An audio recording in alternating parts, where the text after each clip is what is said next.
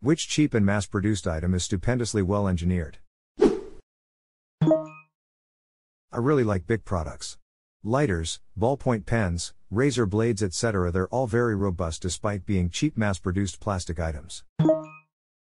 Until this moment, I had never connected that these Bic products were all from the same company. Amazing that they've produced a variety of incredibly cheap but still reasonable quality items. Whistle. For a few cents, you can be heard in the middle of nowhere for nearly a mile. Much louder than your voice. Great if you are lost. Toilets. I've been a plumber 20 years and very little has changed, or needed to. Minimal upkeep, cheap and easy repair, very long life. Hey, so what is the difference between my house toilet that just flushes like regular and a commercial toilet in like a doctor's building where if you flush it will also suck the clothing right off you? Is there a pressure regulator behind the toilet or something? Ooh, this is a fun one. In your home toilet you have a tank filled with water, and when you flush it allows the water to dump into the bowl and flood it, causing it to siphon out. Commercial toilets have either a manual or powered valve that allows full water pressure to blast into the bowl for a set time. It all but ensures it'll flush since anything in the bowl is blended, but it's a more expensive design. I love interacting with people like you. Just genuinely interested in the world around them. I hope you have the best day. Thanks, you too, smile. The intermodal shipping container, A/K/A the connects box. There are millions of the damn things all over the world, in use every single day. They are stackable, can be locked together, attach readily to ships, truck trailer frames, and rail cars, and can bear enormous loads. The cost of their manufacture compared to their economic use value over their useful lives is next to nothing. And there are so many varieties. Its whole ecosystem of compatible equipment. Tank, reefer, flat rack, silo, just to name a few. I just hate that they are so narrow. 20 centimeters more and they would be fully compatible with the Apple standard. The next best thing after the shipping container. There are even so-called PW container. Pallet wide. Just that you can use them to haul pallets via, for example, ferry. It's a minor inconvenience and rather irrelevant, but it bugs me to this day. It's not just that it's a good box. The brilliance is that we were all smart enough to agree on the one true box. One box to rule them all. I was on a vessel a few weeks back when they were doing the lashing on the containers, and being in between containers stacked about 20 high would have been so much more terrifying if they hadn't all fit together so nicely. Zip ties, such a simple piece of plastic but so versatile. I have one of the old-fashioned chain link fences. Some of the fasteners on the middle poles broke and in high winds the fence was swaying like crazy. A half dozen zip ties on the 3 posts and it doesn't budge and nobody even knows they're there. My son rebuilt the front of his car with them time and again. He's a genius with a zip tie. With not hitting the car in front of him, not so much. Zip tie bumper stitches are pretty common with drift kids. I drove a zip tie bumper Lexus SC after a delivery truck crushed it and fucked off. The car was a 99, this was in 2010. I guess now I understand why guys in modified Civics kept wanting to race. The brick. Made out of mud and lasts for centuries, and the way it can distribute load for large buildings. Soda/beer cans. The design has existed for decades with few changes. It's a way of using a relatively small amount of cheap metal to withstand the pressure of carbonated beverages with a reliable opening mechanism. During pandemic I also noticed that some companies stopped using thicker material on the upper ridge of the can, probably due to supply shortages. They instead used a sort of step system that appeared to be almost as strong. Every few years you will see the can design change as they find additional areas to reduce the use of aluminum.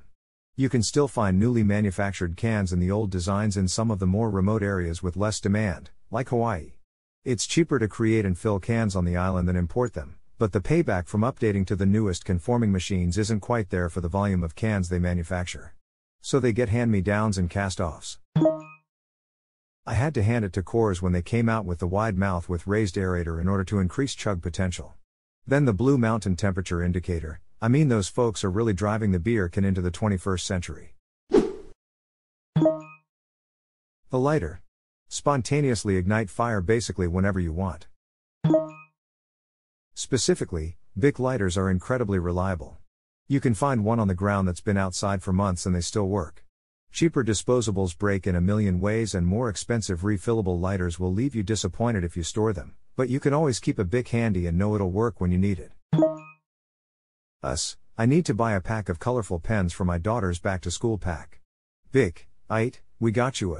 I also want to create fire with my fingertips. Know how I can do that? Bic, you're not going to believe this. I have a women's model Zippo that my grandfather got my grandmother sometime around the Korean War. Has gone through hell and back, including being underwater and then under sludge for about 2 weeks straight, thanks to Hurricane Agnes in 1972. I have yet to have it fail on me. Zippos are great, I just wish it was better sealed. I don't use it often enough. By my next use all the lighter fluid has evaporated.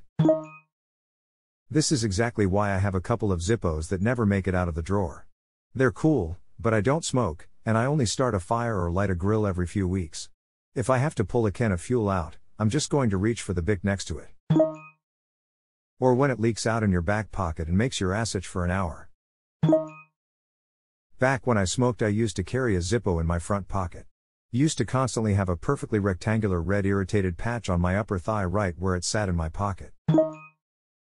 Bic lighters are what I came here for. They are fucking incredible, last long AF, are durable as all hell, and very cheap.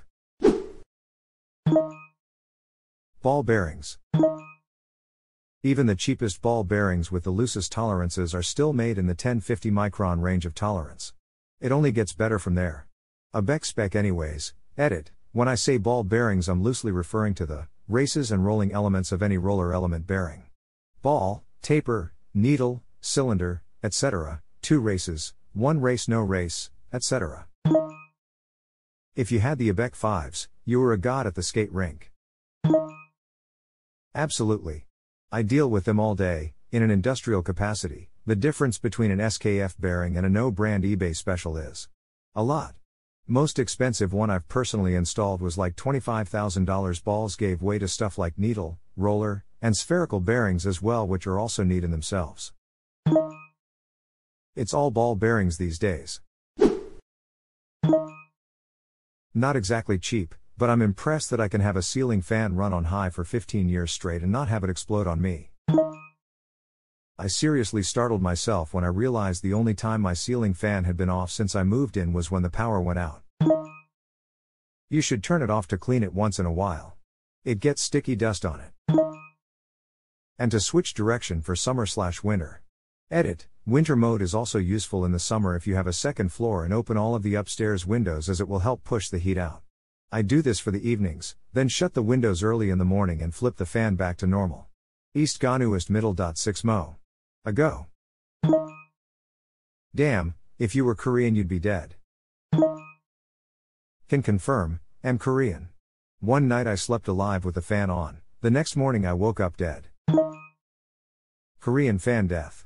I was lab tech for a postdoc who was Korean, super smart guy, but when I heard about this and asked him about it he adamantly tried to convince me it was a real thing. The transistor. I remember how amazed we were in 1985 to see a chip with 68,000 transistors. Now they're at 68 billion. My favorite part was in school my professor talking about how they used to do the layouts on transparencies by hand.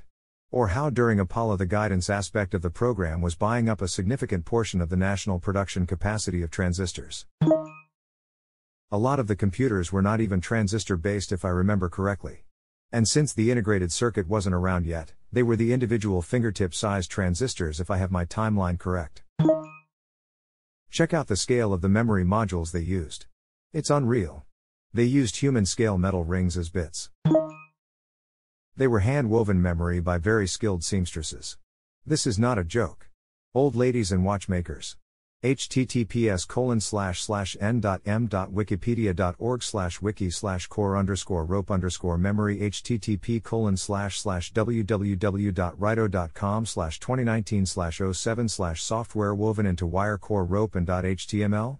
m=1. We had no business being in space when we got there. Imagine being an alien looking at us like, so you're telling me you controlled an enormous explosion with logic sewn into rope by seamstresses? Yes, hey Dale, get over here. You're not going to believe this. The time gap between the first flight and humans landing on the moon is closing in on the gap between the last moon landing and today. The fact that it was only 70 years between the first powered airplane flight and landing on the moon still amazes me. It's no surprise that many people back in the 60s/70s thought that we would have colonies on Mars by the 2000s, given the pace of innovation of the space race. Continue this thread. There's a couple of SF stories set in a universe where gravity control and FTL travel are achievable with a device that most species developed during their Iron Age, though there's at least one race that discovered it before they had the technology of iron working and they went to space in bronze spacecraft. It was a fluke that humanity never discovered the phenomenon that allowed this, and as soon as human scientists get their hands on an alien spacecraft they smack their own heads, as it's obvious once they see it. Because of this, most intelligent species start colonizing, or raiding, other worlds around the time they discover gunpowder, and they stop advancing technologically. Earth is invaded by aliens that expect us to be terrified of their black powder muskets and grenades. That sounds like a fantastic story. Do you have a title/author/memorable quote to find it? Pretty sure it's this one. https://iofmidas.com/sci-fi/turtledove_road not taken.pdf. It's a great read. Continue this thread. Here's a great story that describes your thinking here. https://www.mit.edu/people/polycar/writing/prose/text/thinking-meet.html. This sentence from Wikipedia blows my mind every time I think about it. MOSFETs are the most numerously produced artificial objects ever, with more than 13 sextillion manufactured by 2018. We have made more than 1 sextillion of them. For comparison, there's over 1,000 for each grain of sand on Earth. What's more impressive is just what these little devices are capable of. Transistors can switch, turn on and off, at incredibly high speeds. Let's say you were born 1,000 years ago, on the year 1022. And let's say you had a light switch, and you turn it on and off, let's say twice a second. If you kept doing that all the way up until today, you still wouldn't have flipped the switch more times than a transistor could switch in 1 second. Some math. There are 31,536,000,000 seconds in 1,000 years, so flipping a switch twice a second is 31,536,000,000 times 2 equals 63,072,000,000 switches. Converting that to a frequency in 1 second is 63.072 GHz. We can already develop MOSFET oscillators, to be pedantic, CMOS ring oscillators. It's a NOT gate connected to itself, at switching speeds of 100 GHz. To be fair, most ring oscillators you'd find run at around 3 GHz because we have no need just yet for anything higher, so ring oscillators in this fashion are pretty rare. But that's just CMOS. There exists a different kind of transistor, the HBT, heterojunction bipolar transistor, a transistor made of 2 or more different elements, beyond just silicon, the most prevalent being silicon germanium Si. These transistors are used for their incredibly high switching speeds, and are currently theoretically capable of switching just short of 1 THz. I believe right now they're at 0.8 THz, 800 GHz. To keep up with that, you'd have to flick that switch 25.4 times every second for 1,000 years. Or maybe do it 12.7 times every second for 2,000 years. Metal oxide semiconductor field effect transistor. MOSFET. Over 1,000 for each grain of sand on Earth. Sand silicon. Get it? Literally limited by the nature of the electron itself, which likes to tunnel, basically teleport, through the normally insulating oxide layer when that layer gets thin enough. Just the average CPU in a modem-day desktop computer at home has multiple billions of MOSFETs. For comparison, there's over 1,000 for each grain of sand on Earth. All that sand is in flip-flops. That one is sophisticated AF. Well-deserved Nobel Prize in 1956. Yeah, I feel like the average person has no idea how different the world would be without transistors. The Fallout series explains its setting/aesthetic by saying transistors were never/later invented. I always heard it as Fallout focused on advancing nuclear tech rather than microchips. That was always good enough for me. It explains why their TVs and radios still use vacuum tubes, their computers all use magnetic tape for storage, and their cars have individual nuclear reactors, and other small trivia bits I can't think of right now. Toilets. They use nothing more than gravity to reliably flush. Doesn't use power at all. And if you've ever used a poorly engineered toilet, you really learn to appreciate the well-engineered ones. Edit, never would have expected my most upvoted comment on Reddit to be about toilets. Worst kind of shitters are the ones that get skid marks 100% of the time no matter how or where you lower the turd. So much this. They just renovated my office building and now I can't poop at work without leaving a mark. I'm like WTF, I never leave a mark at home no matter how bad it gets, and let me tell you. There have been some doozies. Yeah, they bought cheap toilets where I work as well. You can't poop without leaving a mark, and if you lean forward, say to grab the TP, your gentleman's sausage makes contact with the bowl. They test toilet strength and efficiency with a standardized soy paste designed to mimic feces. Meanwhile, in America, the long-standing test of a toilet's robustness was how many billiard balls it could flush. None of this soy toy nonsense. Plumbing in general has really cool design, even a basic S-trap is super clever. The humble corrugated cardboard box. It's lightweight, strong, splash resistant, somewhat padded, doesn't break down in heat/cold, scratch resistant, recyclable, biodegradable and able to be assembled cheaply into any size. The basic design has existed for over 150 years. The retail shipping industry runs on cardboard boxes. And their factories are way more interesting than the slide factory or the toy factory. When can we see a finished box? We don't do that here. They're assembled in Flint, Michigan. Do any of these boxes have candy in them? We only make boxes to ship nails.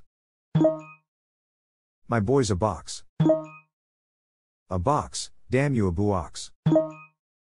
Hey, that's my lucky red hat sitting on top of a double corrugated, 8-fold, 1/4-gauge box. The Corrugated Fiberboard Association of America would like to remind you that it's the humble corrugated fiberboard box you're referring to. A cardboard box is what your shoes come in. Edit typo, phone. My son is a box. Damn you. A box. Road reflectors, countless lives saved. Similarly, rumble strips. On the shoulders and in the center. I'm sure they've saved my dad's life many times over. Without them, blind people wouldn't be able to drive. Same with concrete highway barriers. Fun story about those: the inventor, an English bloke named Percy Shaw, alleges to have been inspired when driving home from the pub one night. His headlights reflected off a cat's eyes, causing him to correct his course and stay on the road. After patenting his invention, he would still visit the same pub. Only then, he never needed to use his invention because he could now afford a driver. He would see his reflectors as a passenger in the back seat of his Rolls. It's often said that if the cat was facing the other way, he would have invented the pencil sharpener. A metal one which you'd find in the art section. It took him a while for municipalities to adopt these into streets. What got these going was World War II, when lights needed to be off as a safeguard against night bombings. The reflective cat eye would allow motorists to navigate roads safely without street lamps. Cat's eyes, although they have been known to take lives. On the morning of April 25, 1999 on the M3 motorway in Hampshire, England, a van dislodged the steel body of a cat's eye which flew through the windscreen of a following car and hit a passenger, the drum and bass DJ known as Chemistry, in the face, killing her instantly. Well, a life. Quartz movement clocks, you can literally pick one up for £2.50 here. https://www.ikea.com/gb/n/p/trauma wall clock white 8045420 the technology and gearing that goes into its functions is well worth the costs. I absolutely love what I call the democratizing effect of the quartz clock. For much of its history, personal clocks used to be either luxury items or specialty tools, astronomy, navigation, military, etc. At best, you'd have public service clock towers or a clock in your house, which would be an irreplaceable family heirloom. Maintaining it would be expensive, too. Then, the quartz clock came along, and suddenly almost anyone could afford some kind of clock or watch, even if not a particularly fancy one. Maintaining it would be as expensive as changing a battery, or even just buying another. They're that cheap, after all. The ability to accurately tell the time was suddenly in easy reach of everyone that wanted it. And the best part? In terms of function, it is often objectively better than a mechanical one.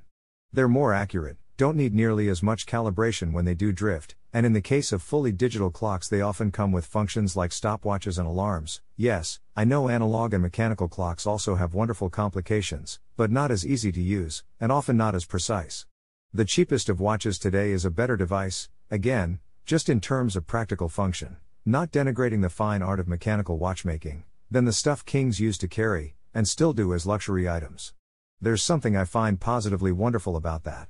That's the height of the entire concept of technological innovation, in my opinion.